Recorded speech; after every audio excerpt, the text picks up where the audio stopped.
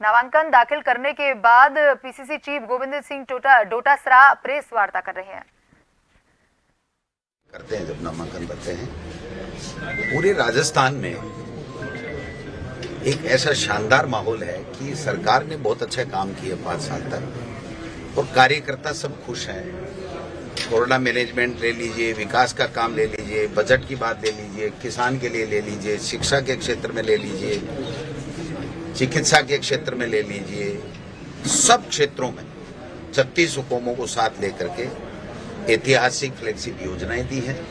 बहुत अच्छे काम हुए हैं। लोगों में एक उत्साह है कि हम इस सरकार को पुनः रिपीट करें। एक परिपाटी जो बन गई थी, एक बार कांग्रेस एक बार बीजेपी, उसको तोड़ने के लिए लोगों में बहुत जबरदस्त उत्साह और उमंग है।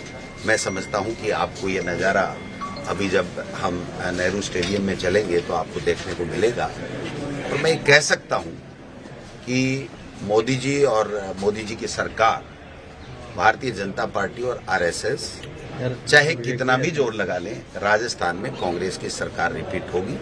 क्योंकि लगभग 10 साल हो गए 2 टर्म के बाद में मोदी जी ने जो वादे किए थे, भाजपा ने जो वादे किए थे, वो एक भी वादा नहीं पूरा हुआ। चाहे वो महंगाई कम करने की बात हो, चाहे वो रोजगार देने की बात हो, नौकरियां देने की बात हो, किसान की आमदनी दोगुनी करने की बात हो, किसान के कर्जे माफ करने की बात हो, विदेश नीति ठीक करने की बात हो, हमारी आर्थिक नीति ठीक करने की बात हो। मैं समझता हूं उसमें सब में एनडीए सरकार फेल हुई है।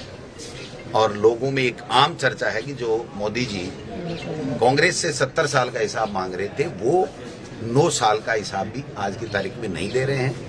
यहाँ का जो नेतृत्व है भारतीय जनता पार्टी का, वो बहुत ही कमजोर है, आपस में गुटों में बटा हुआ है, झगड़े हो रहे हैं, टिकटें बट नहीं रही हैं। जिनको दे रहे हैं वो ऐसे ऐसे लोग हैं जिन्होंने फील्ड में कभी जनता के साथ में कंधे से कंधे मिला करके जनता की समस्याओं को सरकार तक पहुंचाने का काम नहीं किया। जो एमपीज फेल हो गए 10 साल में, उन एमपीज को उतारा जा रहा है। जो लोग 15 साल 20 साल पहले रिजेक्ट हो गए थे, उन रिजेक्ट लोगों को यहाँ जनता ने रिजेक्ट किया। और जनता के रिजेक्ट किए हुए लोग दोबारा जनता के चहेते कैसे हो सकते हैं? जनता ये समझती है। और लक्ष्मणगढ़ की जनता ने मुझे बहुत प्यार और आशीर्वाद दिया है। पहले मुझे प्रधान बनाया, 3 बार एमएलए बनाया, 4थी बार मुझे पार्टी ने टिकट दिया है। मैं जनता का आशीर्वाद मांगने के लिए आज मैंने नामांकन सभा मैं करने जा रहा हूं। मैं समझता हूं कि इस लक्ष्मणगढ़ को मैं जितना भी दे पाऊं उतना कम है, लेकिन मैंने प्रयास किया है। चाहे वो हमारा यहाँ पर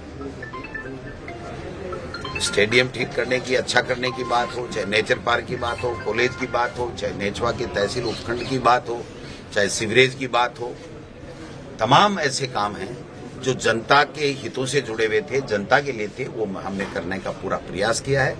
फिर भी मैं ये कहना चाहता हूँ कि मेरा एक विजन रहेगा आगे। ये जो फूड पार्क हमने स्वीकृत किया है, इसमें हम लोग 300 करोड़ रुपए लगा करके लोगों को रोजगार पैदा करने का काम करें।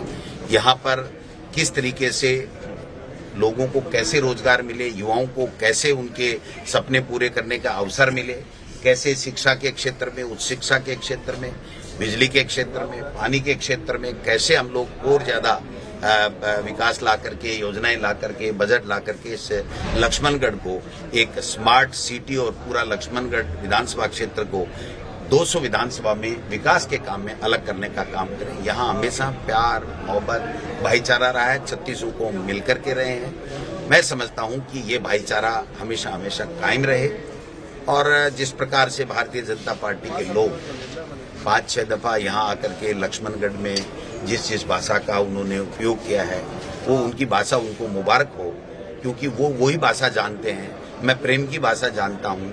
वो जिस तरीके से कल भी बड़े बड़े नेताओं ने यहाँ पर पूरे लक्ष्मणगढ़ को अपमानित करने का काम किया है, लक्ष्मणगढ़ की जनता का अपमान किया है। जब लक्ष्मणगढ़ में ऐतिहासिक काम हुए, 1800 करोड़ रुपए के काम हुए, और उसके ऊपर यहाँ पर स्पीच दिया जाता है कि लक्ष्मणगढ़ का नाम बदनाम हो गया, तो मैं समझता हूँ कि ईश्वर उनको सद्बुद्धि दे कि वो अपने एजेंडे के ऊपर चुनाव लड़े, वो अपनी योजनाओं के ऊपर चुनाव लड़ें, अपनी पार्टी की विचारधारा के ऊपर चुनाव लड़ें।